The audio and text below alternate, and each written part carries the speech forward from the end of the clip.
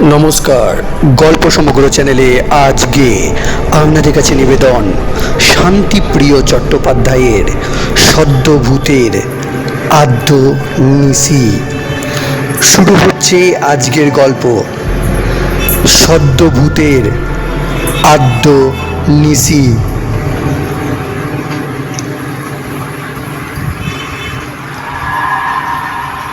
ধাক্কাটার জোর ছিল খুব, মাথাটা ঘুরিয়ে দেবার পক্ষে যথেষ্ট। এক ধাক্কায় 7 হাত দূরে ছিটকে পড়ে একেবারে স্থির। ভেতরে ভেতরে সব ভেঙে চুরে খান খান হয়ে যাবার ছটফটানি, তাও একটুখানি। সেটা থামতে বেরিয়ে পড়লাম। চমৎকার হালকা লাগছে নিজেকে, অসম্ভব চটপটে। মাথা ধরা সেরে গেছে, ঘাড়ের ব্যথা নেই, কোমরে খচখচ করছে না, বুকে অম্বলের জ্বলুনি নেই। সব ব্যথা অসুবিধে একসঙ্গে মিলিয়ে গেছে। বুঝলাম এখন আমি সত্যিকারের মুক্তি লাভ করেছি। ট্রেনটা চলে যেতে লোকজন দৌড়ে আসছে। অমনি আমি সুরুৎ করে কৃষ্ণচূড়া গাছের ডালে। 2 মিনিট আগেও আমার পক্ষে এই লগবগে গাছে ওঠা সম্ভব ছিল না। নিজেরই মজা লাগলো। পা ঝুলিয়ে বসে দেখি এক থোকা ফুলের ওপরই বসে আছি। ফুলগুলো আবার হাওয়ায় দুলছে। ব্যাপারটা ঠিক কী হলো বোঝবার জন্যে আমি ওপাশ থেকে আসা আর একটা ট্রেনের সামনে দাঁড়িয়ে পড়লাম। ট্রেন চলে গেল আমার উপর দিয়ে। আমি যেমন ছিলাম তেমনই রয়ে গেলাম, অর্থাৎ আর আমার হবার আর কিচ্ছুই নেই। স্ফূর্তিতে লাফিয়ে উঠে ওভারহেড তারে ঝুলে ঝুলে দোল খেতে লাগলাম। একটা ট্রেন আসতেই ঝাঁপ দিয়ে তার কাউ ক্যাচারের ওপর বসলাম। ট্রেন ছুটছে, আমি দিব্যি বসে রয়েছি ঝোড়ো হাওয়ার মধ্যে, হাওয়ায় হয়ে। এত মজা আগে কখনো পাইনি। দূরে দেখি এক বুড়ি গোবর কুড়োচ্ছে লাইনে গা ঘেঁষে। গাড়ি থেকেও জোরে ধেয়ে গিয়ে ঝড়ের মতো হাওয়া দিয়ে বুড়িকে ঠেলে সরিয়ে দিলাম, নইলে ধাক্কা খেত। একটু একটু কষ্ট টের পাচ্ছি এবার, একেবারে অন্যরকম কষ্ট। কেউ যেন আমাকে শুষে নিচ্ছে। আমি ক্ষইতে শুরু করেছি। সর্বনাশ, এই খেলা আর নয়। আবার উড়ে এসে কৃষ্ণচূড়ার ডালে এসে কা কা করে চেঁচাতে লাগলো।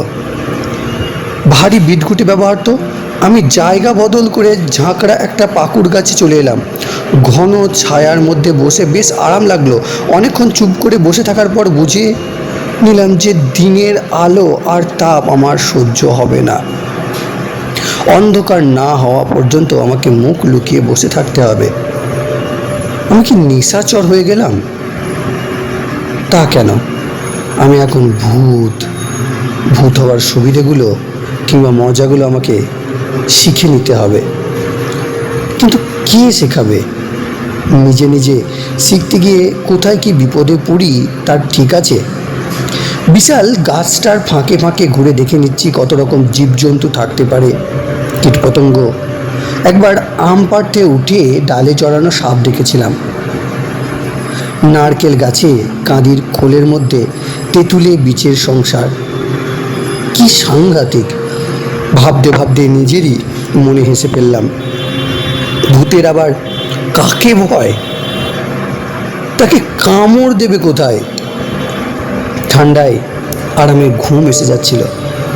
এসব বকেয়া ঘুম মনে হয়, নইলে ভূতেরা ঘুমায় বলে কখনো শুনিনি। তাদের কাজ করতে হয় না, দৌড়ঝাঁপের বালাই নেই, আর বোধ হয় খাবারও দরকার নেই।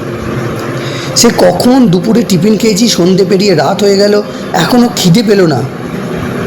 তাহলে ভালোই হলো, 4 বেলা খাওয়ার পাটটা চুকে গেল। হঠাৎ বাড়ির কথা মনে পড়ল। এতক্ষণ নিজের খেয়ালই ছিলাম। ছি ছি ছি ছি, বাবা মা বোন সবাই ভাবছে নিশ্চয়। বাড়ি ফেরার সময় অনেকক্ষণ পার হয়ে গেছে। আগামী রবিবার বোনকে দেখতে আসবে, 100-5 টাকা নিয়ে ফিরছিলাম সেই জন্যে।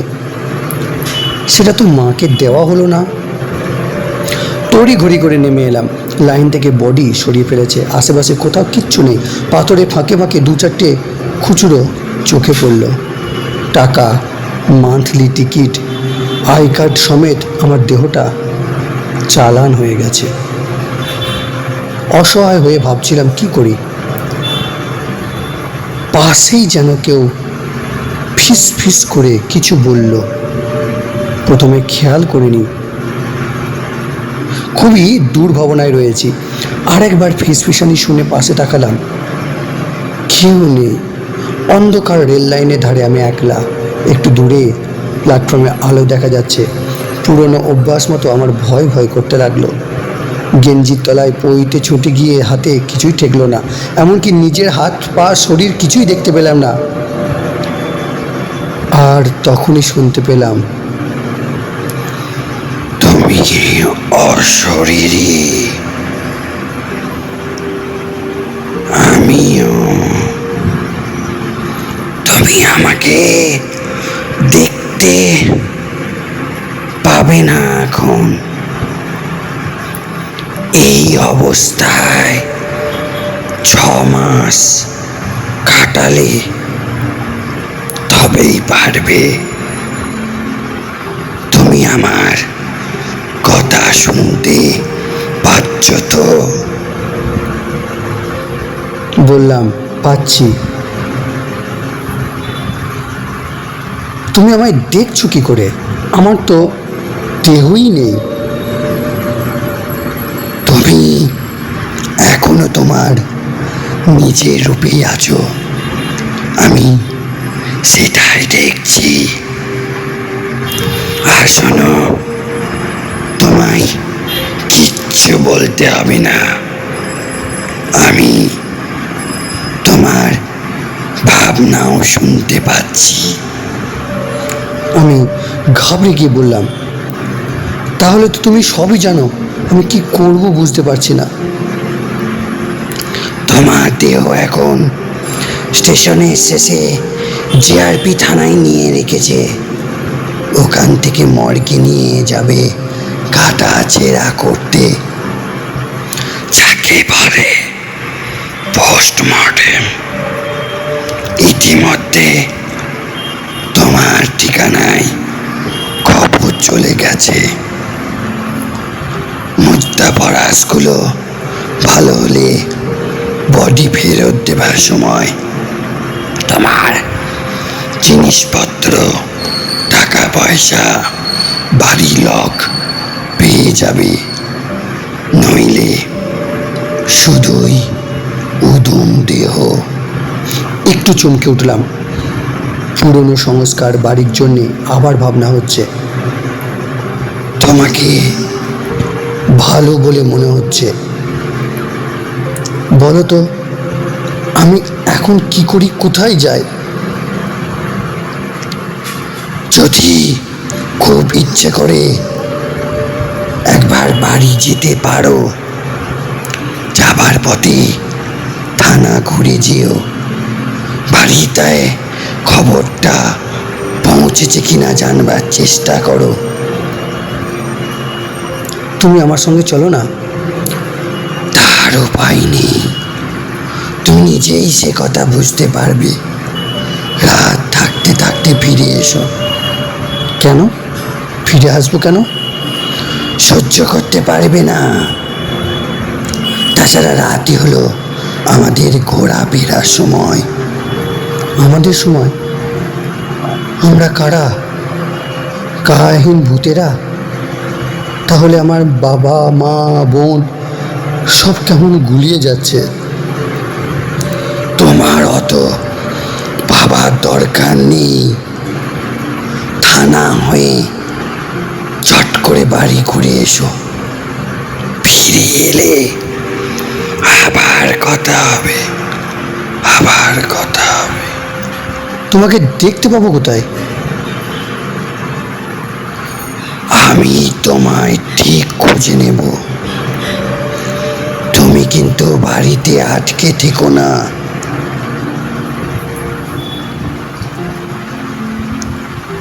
কথাটা মাথায় ঢোকার আগেই আমি সাত করে স্টেশনে এসেছে। ছেঁড়া চট জড়ানো বাঁশে আষ্টে পিষ্টে বাঁধা একটা শরীর খোলা প্ল্যাটফর্মে পড়ে আছে। ভেতরে একজন ফোন করে আমাদের পুলিশ থানায় কথা বলছে। তার সামনে টেবিলে আমার হাতঘড়ি, টিকিট, আই কার্ড, কিছু খুচরো টুকরো কাগজ, এইসব। টাকাগুলো চোখে পড়লো না, নির্ঘাত হাফিস করে দিয়েছে। কাগজ কাঠ উল্টে পাল্টে দেখে সে আমার নাম ঠিকানা বলছে। ওপারে বোধ হয় ফোন নাম্বার জিজ্ঞাসা করলো, উত্তর গেল না, ফোন নেই মনে হচ্ছে। আপনারা মেসেঞ্জার পাঠিয়ে তাড়াতাড়ি খবরটা দিয়ে দিন। থানা থেকে আমাদের বাড়ি কাছে, পুলিশ যাওয়ার আগেই আমি যেতে চাই। কি আশ্চর্য, পরের মুহূর্তেই আমার বাড়ি যেন ভূতের রাজা দিল বর। তাহলে আমিও তার বর পেয়ে গেলাম। ওসব এখন ভাবার সময় নেই। যেমন রোজ ফিরি সেইভাবেই সদর দরজা ঠেলে ঢুকতে গেলাম। ভেজানো দরজা ঠেলে খুলতে পারলাম না, বিশাল ভারী। অগত্যা খোলা জানালা দিয়ে চলে এলাম সোজা ঘরের ভিতরে। বাবা বিছানায় বসে টিউবলাইটের আলোয় কাগজ পড়ছে। আলোটা আজ খুব জোরালো মনে হলো। লো ভোল্টেজের জন্যে অন্যদিন এই সময় মিনমিন করে। কাছে এগিয়ে গেলাম, হাওয়া লেগে কাগজটা নড়ে গেল। সেটা হাত দিয়ে চেপে ধরে বাবা একবার আমার দিকে তাকালো, চশমাটা ঠেলে তুলে নিয়ে আবার কাগজ পড়তে লাগলো। আমাকে দেখতেই পেল না। আমি বললাম, বাবা শুনছো? বাবা, আমি ট্রেনে ধাক্কা খেয়েছি। বাবা শুনতেও পেল না, কিন্তু কেমন অবাক হয়ে ঘরের চারপাশটা দেখতে লাগলো। পাশে ঘরে গেলাম। এখানে মা আর বোন থাকে, মা নেই। মনে হয় রান্না করে। বোন একা একা বসে টিভি দেখছে, পোর্টেবল সাদা কালো টিভি। বাংলা সিরিয়াল চলছে এক আকাশের নিচে। আমিও কাজ থেকে ফিরে একটা জিনিস করি, সেটা হলো রোজ বোনের সঙ্গে সেটা দেখি। ছবিতে এখন তার গভীর মনোযোগ। আমি পাশে বসে ওর চুলটা টেনে দিলাম।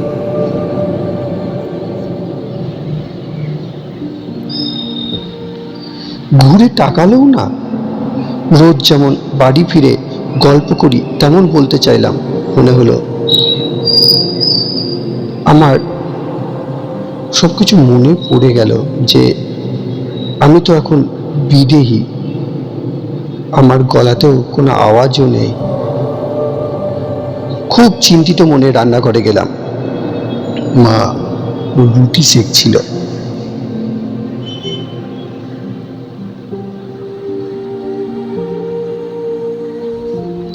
আমি ভেতরে ঢুকতে স্টোভের নীলচে আলো দুলে গিয়ে লাল হয়ে গেল।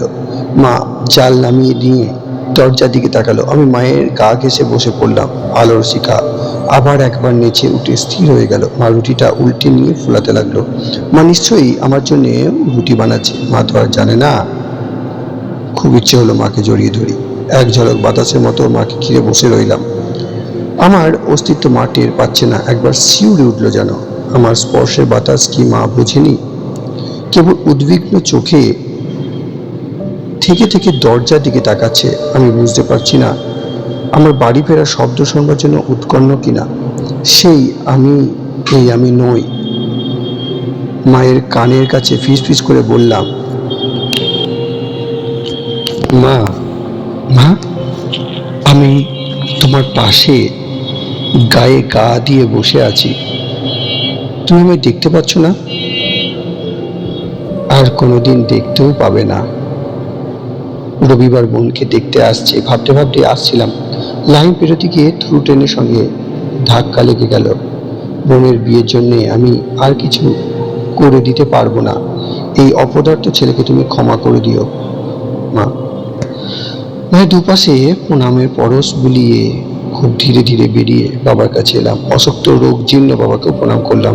আমার ভীষণ কান্না পাচ্ছে। নিজের ঘরে বসে খানিকক্ষণ কাঁদলাম। আমার এখনকার কান্নায় চোখের জল বেরোয় না। নিজের প্রিয় জিনিসপত্র বই খাতার উপর কায়াহীনের অস্থির হাওয়া বুলিয়ে বুলিয়ে টেপ রেকর্ডারের কাছে এসে থমকে গেলাম। এতে বোনের গাওয়া গান আছে, বাবার গলা আছে, মায়ের পাঁচালি পড়া আছে, আমার আবৃত্তি আছে, নজরুল, রবীন্দ্র, জীবনানন্দ, শক্তি, জয় গোস্বামী, আর আমার নিজের। এখনই খবরটা চলে আসবে, তারপর যে কি শুরু হবে আর সইতে পারা যাচ্ছে না। হাওয়ার দোলাতে এত কষ্টের বোঝা আঁটাতে পারছি না। উষ্ণে উবে যাচ্ছে ভেতর থেকে, হিমশীতল কুয়াশার মতো ঘন হয়ে পড়ছে একটু একটু করে।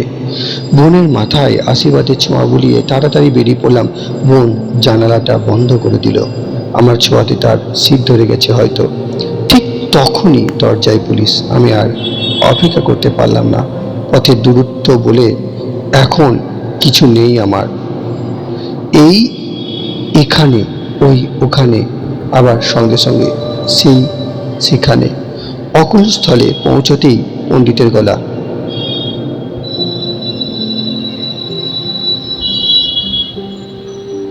কি পারলে না তো? এখন আমাদের সবকিছু সহ্য করার শক্তি নেই, বুঝেছো?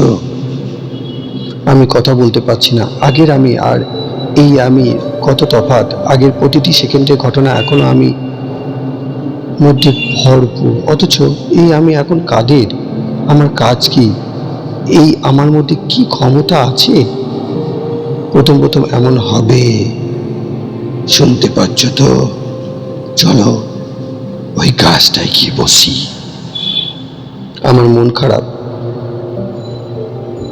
না শরীর খারাপ, কোনটা? হাওয়া কাটা হা হা হাসিতে গাছটা দুলতে লাগলো কিছুক্ষণ। পাখালিরা ডানা ঝাপটাতে লাগলো, তার সঙ্গে বিকট ডাকাডাকি। আমি আস্তে আস্তে নিজের ভূতাবস্থায় ফিরে এলাম। হাসি থামতে আবার সব চুপচাপ। বললাম, ও কেমন হাসি? আওয়াজ নেই, দমকা ঝড়ের মতন। এবার হালকা হাসি, তাতেও একবার আমার দোলা লাগলো। সে বলল, ওসব ছাড়ো, তুমি এখন অধিকার নও। ওদের সঙ্গে তোমার কোনোভাবেই আর মিল হবে না। তুমি আলাদা, তারা আলাদা। এখন বিশ্রাম নাও। আমি চাই একটু চক্কর দিয়ে আসি। হুস করে একটা বাতাস বয়ে গেল। আমি গাছের পাতায় এলিয়ে শুয়ে পড়লাম। ঘুটঘুটে অন্ধকারে অবিরাম ঝিঝির ডাক, পাখিদের নড়ে চড়ে বসার শব্দ। কিছুক্ষণ পরে পাশে অন্য একটা গলা পেলাম। তুমি আজ নতুন এসেছো না? ধরপড় করে উঠে বসে কাউকে চোখে পড়ল না। 6 মাস না গেলে দেখতে পাবো না, আন্দাজে বললাম। হ্যাঁ, এই আজ বিকেলে। জানি, দেখেছি। দেখেছো? সত্যি বলছো? দেখেছো? কি দেখেছো? সব। তুমি লাইন দিগছিলে, ছিটকে পড়ে গেলে। দেখলে অথচ বাঁচালে না কেন? রাগে আমার গা গরম হয়ে গেল। বাঁচাবো কি করে? বাঁচানো যায় নাকি? তুমি কিছু জানো না? জানি না, জানতে চাইও না। যাও, যত সব ভুতুড়ে কাণ্ড। আহা আহা, রাগ করছো কেন? তুমি আজ আসবে সেও তো আমরা জানতাম। না হলে দেখো, পণ্ডিত ওখানে ছিল কেন? পণ্ডিত? সে আবার কে? সে কি গো, এই তো এতক্ষণ যার সঙ্গে ছিলে। তাই বলো? ওর নাম তাহলে পণ্ডিত? তা জানি না,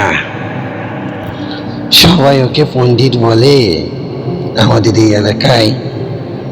সবাই ওনাকে মেনে চলি। নতুন কেউ এলে উনি দেখভাল করেন। পণ্ডিত আর কি করেন? ওনার কাজে শেষ আছে নাকি? কোথায় কোথায় ঘুরে বেড়াচ্ছে দেখো কে এখন। যেখানে যত অপঘাত, পণ্ডিত সবখানে। বলতে পারো আমরা সবাই ওর হাত ধরে এখানে আসি। বুঝেছি, পণ্ডিত হলো তোমাদের মোড়ল। ধ্যাৎ, কোথায় মোড়ল আর কোথায় পণ্ডিত? তুমি সেই নেতাজি আর পেঁয়াজির মতো বলছো দেখছি। ভূত হলে কি হয় জিনিসটি বেশ রসিক। ঘুম তো আর এখন জরুরি নয়, এর সঙ্গে গল্প করে কিছু জেনে নেওয়া যেতে পারে। বললাম, আচ্ছা, এই ভূত হয়ে তুমি কেমন আছো? মানে তোমাকে কি করতে টরতে হয় এই আর কি? করবো আবার কি, যা মনে হয় তাই করি। এখানে ওখানে ঘুরে বেড়াই, বেঁচে থাকতে বেশি কোথাও যেতে পারিনি। এখন আঁশ মিটিয়ে ঘুরি, কিন্তু মুশকিল কি জানো, কিছু মনে থাকে না। হয়তো একই জায়গায় বারবার চলে গেলাম। তাতে অসুবিধে কি? তোমার তো খরচা বলে কিচ্ছু নেই, হুসহাস করে চলে যেতে পারো। থাকা খাওয়ার ঝামেলা নেই, নির্ঝঞ্ঝাট উড়ে বেড়াও। তুমিও পারবে আর 4-5 মাস থেকে, তখন সবকিছু সরগর হয়ে যাবে, একেবারে যথা ইচ্ছা তথা যাও। এখন পারবো না।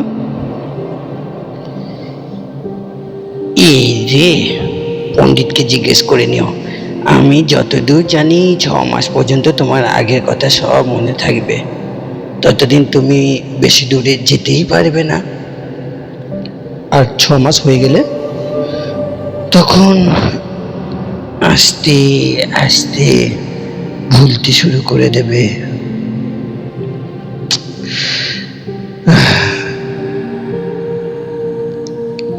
তখনই তুমি সত্যিকারের এই দলে মিশতে পারবে, বুঝেছ?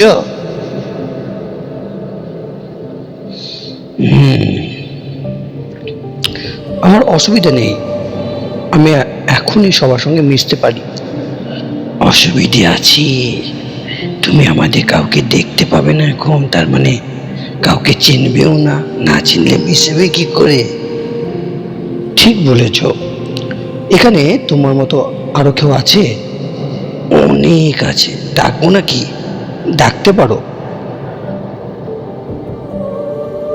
আচ্ছা থাক, পরে হবে, আমার এখন মন ভালো নেই। থাক তবে, আর কদিন যাক। তোমার এখন ওপারের সঙ্গে টানা হেঁচড়া চলছে। ঠিকই ধরেছ। আচ্ছা বলো তো, আমার পকেটের টাকাগুলো কোথায় গেল?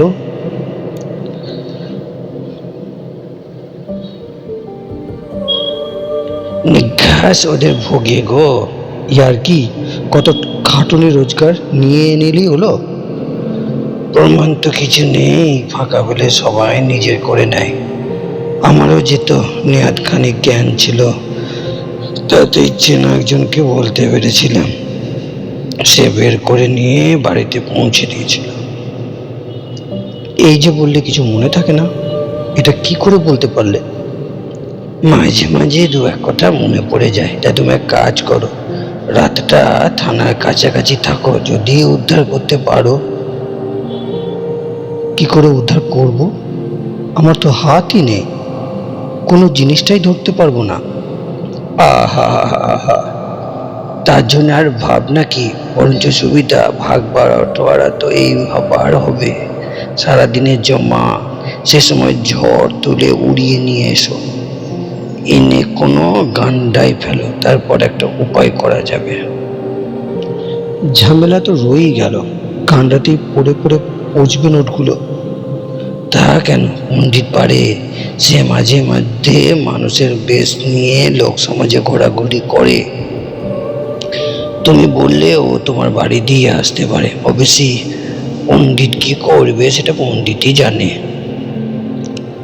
মতলবটা পছন্দ হলো, এই ভূতটা বেশ চালাক আছে, পরে কি হবে কে জানে। উপস্থিত একটা চেষ্টা করা যাক। বললাম, চলো তাহলে দুজনেই যাই। তাহলে দাঁড়াও একটু, বউকে বলে আসি। অবাক চোখে ওকে দেখতে চাইলাম। ঘুটঘুটে অন্ধকার, কিছুই দেখা যায় না, সবই অদৃশ্য। সে নিজে থেকেই বলল, আমার বউ আমি চলে আসার মাস তিনেকের মধ্যে সে ওইখানে। এখন দুজনে আবার একসঙ্গে রয়েছি। ব্যাপারটা জমলো ভালোই, এত ভয় লোকগুলো জীবনে পায়নি। দরজা ভিজিয়ে ভাগাভাগি হচ্ছিল, 4টে ভাগ হয়ে যেতে গার্ডার দিয়ে বান্ডিল বানালো। টেবিলের ওপর 4টে নোটের বান্ডিল। এবার যার যার পকেটে ঢুকে যাবে, আর দেরি নয়। আমাদের দুজনের জোর মিলে ঘরে হঠাৎ ঘূর্ণি তৈরি হলো। দরজা জানালা ফটাফট খুলে হাট। টাকার বান্ডিলগুলো হাওয়ায় উঠতে উঠতে টেবিল থেকে বেরিয়ে এলো। লোক চারটে পড়ি মুড়ি করে ছুটে আসছিল। চালাক বলল, তুমি টাকা সামলাও, আমি ওগুলোকে দেখছি। ঘূর্ণিটা দুভাগ হয়ে গেল, এক ভাগ সামনে আর অন্য ভাগ ঘুরে গিয়ে ঘরের দিকে। লোকগুলো ওলট পালট খেতে খেতে ঘরের মধ্যে জড়াজড়ি হয়ে পড়ে রইল। দরজা জানলাগুলো বন্ধ হয়ে গেল ঝপাঝপ। ভেতরে কনকনে ঠান্ডা হাওয়ায় তারা ঠক ঠক করে কাঁপছে। ওরই মধ্যে একজন লাফিয়ে উঠে পিস্তল বার করতে যাচ্ছিল। উঠে বসতে না বসতেই টেবিলটা সাঁ করে ঠিকরে এসে তার কপালে, তক্ষুনি অজ্ঞান। এই সবের পর আমি টাকার বান্ডিলগুলো উড়িয়ে উড়িয়ে পুরনো একটা তারের জয়েন্ট বাক্সের ভেতর একে একে এনে ফেললাম। ভেতরে একটা সাপ শুয়েছিল কুণ্ডলি পাকিয়ে। সেটা হকচকিয়ে গিয়ে বেরিয়ে পড়তেই বান্ডিল কটা বেশ গভীরে ঢুকে গেল। চট করে কারোর নজরে পড়ার কথা নয়, এর ওপর সাপটা আবার নিশ্চয়ই ফিরে এসে শোবে, নিশ্চিত ব্যবস্থা। জায়গাটা ভালো করে চিনে রেখে চালাককে ফিরিয়ে আনতে গেলাম। দুজনে মিলে আবার কিছুক্ষণ মজা করে হুটোপাটি সেরে ফের গাছের অন্ধকারে একটা মেয়েলি গলার স্বর শুনতে পেলাম। গলা বলা ভুল, স্বর। যদি দেখছি তোমার হুজ্জুতি করার শখ মেটেনি। চালাক বলল, বউ আমাকে বলছে। আমি চুপ করে জিরোচ্ছিলাম। বুঝেছি। আপনি কিছু মনে নেবেননি, এই লোকটার খুব মাথা কামে ধার ছিল। যখন তখন চিল্লাতো আর হুজ্জুতি জুড়ে দিত। বেকার, এপারে এসেও দেখছি বদলায়নি। চালাক ভূতের বউ কথা বলে বেশ মজার। ভূতের বউ মানে তো পেতনি। এদের দেখতে কেমন কে জানে। পেতনি বলল, এই কদিন আগে ভাসুরকে খড়কি দিয়ে এসেছে, তার আগে ঠাকুরপোকে পচা ডোবায় নাকানি চুপানি খাইয়ে দিয়ে এলো, আমাকে জানাচ্ছিল বলে। আখেরে লাভের লাভ কিছুই হলো না। ক্ষতি তো কিছু হয়নি, একলা বিধবা পেয়ে তোমার উপর জুলুম চালাচ্ছে দেখলে হাতকার সহ্য করা যায় না। তুমি নিজেই চলে এলে, নইলে নইলে কি, ওদের তুমি চেনো না? জীবন থাকতেই পারলে না। ভূত পেতনি ঝগড়া লেগে যাবে নাকি? আমি রসিকতা করলাম, স্বভাব যায় না মূলে। ওদের কাউকে আমি দেখতে পাচ্ছি না, তবু কথাবার্তায় দিব্যি অংশ নিচ্ছি। সমবেত হাসি গাছটাকে আবার দুলিয়ে দিল। মেয়েটি বলল, ইনি ভালো। সেই জন্যই তো নতুন বন্ধুর জন্য একটু লড়ে নিয়ে এলাম। সে আর বলতে, আমি চুপি চুপি গিয়ে দেখে এসেছি। ভারী হুলস্থুল বাঁধিয়ে দিয়েছিলে কিন্তু। তুমি আবার থানায় যেতে গেলে কেন? কত আজে বাজে ব্যাপার ঘটে ওখানে। এখন আমারও ভয় কেটে গেছে। কোনদিন আমিও ফিল্মি খাইয়ে দিয়ে আসবো হতচ্ছাড়াদের। গল্প বেশ জমে উঠেছে। শেষ হলো আজকের পর্ব এখানে। ধন্যবাদ। পরবর্তী পর্বের জন্য অতি অবশ্যই চ্যানেলটির সঙ্গে জুড়ে থাকুন।